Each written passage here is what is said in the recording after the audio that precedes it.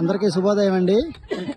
ఈరోజు సంక్రాంతి సంబరాల్లో భాగంగా కనుమ పండగకి సంబంధించి పశువుల పండగ ఇది.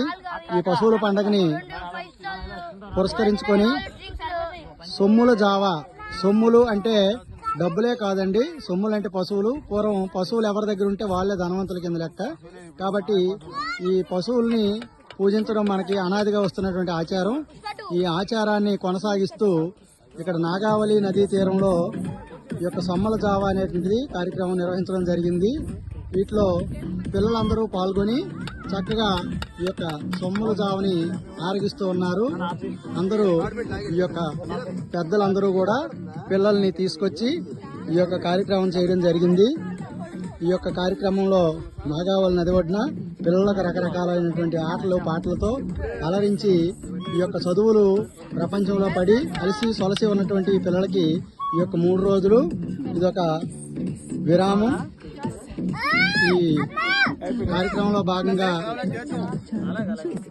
పిల్లలందరూ ఈ యొక్క మనం బోధన భాగవతంలో చదువుకున్నటువంటి బాల్య క్రీడల్లో చదువుకున్నటువంటి ఆటలన్నీ ఇక్కడ ఆడించడం జరిగింది. అలాగే ఈ యొక్క కృష్ణుడు ఏదైతే బాల్య క్రీడల్లో ఆహారాలని సల్దులు ఆరగించుట అనేటువంటి ఘట్టాన్ని ఇప్పుడు మనం మళ్ళీ ఈ కళ్ళ ముందుగా చూస్తున్నాము.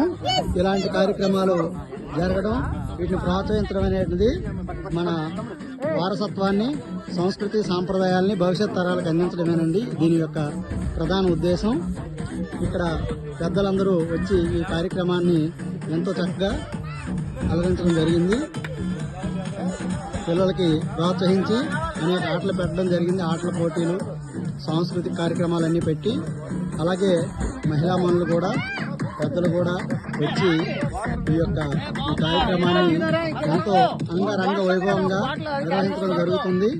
ఈ యొక్క సొమ్మల జావ అనేటువంటిది కృష్ణుడి కాలం నుండి వస్తున్నటువంటి ఆచారాన్ని ఇప్పటికి కూడా మనం కొనసాగించడం అనేటువంటిది చాలా సంతోషించదగినటువంటి అంశము. కాబట్టి ఈ నిర్వాహకులందరినీ ఖచ్చితంగా అభినందించి తీరాల్సినటువంటి సందర్భం ఇది. మా ఈ కార్యక్రమాన్ని భవిష్యత్ తరాలకి అందించాలి. మీరు కూడా ఇలాంటి కార్యక్రమాలు ముందు చేసి పిల్లలకి ఈ యొక్క సంస్కృతి సాంప్రదాయాలను అందిస్తారని మేము కోరుకుంటున్నామండి. చక్క బలరామ ప్రతిష్ఠ అయినటువంటి నాగావళి నదీ తీరంలో చూడండి, చక్కగా పిల్లలందరూ ఎంత ముచ్చటపడి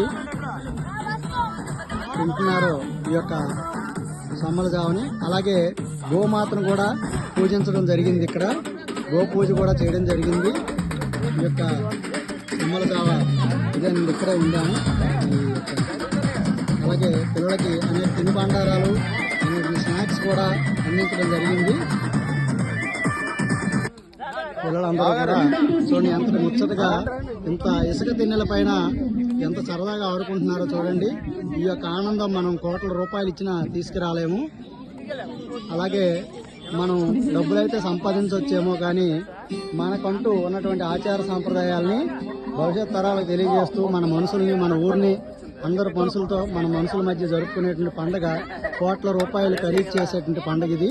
మనం రూపాయి పైసా ఖర్చు లేకుండా మన పూర్వీకులు మనకి ఎంత చక్కనైనటువంటి ఆచార సాంప్రదాయాలను ఇచ్చారో కదా. కాబట్టి వాళ్ళందరికీ కృతజ్ఞతలు తెలియజేస్తూ మనం ఇక్కడ ఈ సొమ్మల జావ అనేటువంటి కార్యక్రమం జరుపుకోవడం జరిగింది. వీళ్ళందరితో పాటు నిర్వహణ బాధ్యతలు నిర్వహిస్తూ మీ రాంబాబు బెండి.